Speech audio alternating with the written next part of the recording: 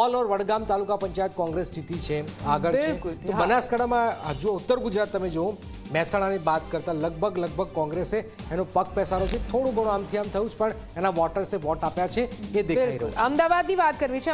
અમદાવાદના લાંભામાં ભાજપની પેનલની જીત થઈ છે। પ્રથમવાર લાંભામાં ભાજપની પૂરી પેનલ જીતી છે। પૂર્વ અપક્ષ કોર્પોરેટર કાળુ ભરવાડની હાર થઈ છે। કાળુ ભરવાડ જેમની હાર થતા એક મોટો ફટકો ચોક્કસથી અમને લાગ્યો છે, પણ ભાજપ માટે અહીંયા સારા સમાચાર છે કે પ્રથમવાર લાંભામાં ભાજપની આ પૂરી પેનલ છે તે જીતી છે।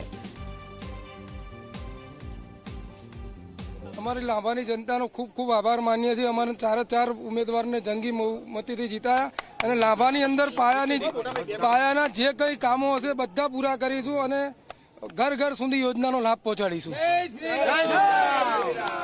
અરે મુસ્લિમ વિસ્તારમાંથી વોટ જે મળ્યા ત્યાં પૂરા લાંબામાં અમે કામ કરીશું। આ બધી વાતો અપક્ષે ઉપજાઈ કાઢી હતી એટલે 11,000 થી પણ વધારે વોટ હતી એમની હાર થઈ। વોર્ડની અંદર જે પણ કામ અધૂરા હશે, રોડ રસ્તા ગટરના કામો બધા પૂરા કરીશું અમે।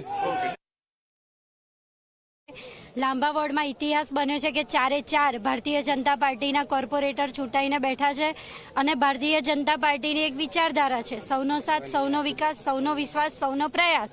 અને આ દરેક વસ્તુ સૌના વિશ્વાસ સાથે છેવાડાના માનવી સુધીનો વિકાસ। તો છેવાડાના માનવી સુધી શ્યોર અમે કામ લઈને પહોંચીશું અને ભારતીય જનતા પાર્ટીના શાસકોએ જે અમારા પર વિશ્વાસ મૂક્યો છે એ 4 કોર્પોરેટરો ભેગા થઈને પૂરો કરીશું।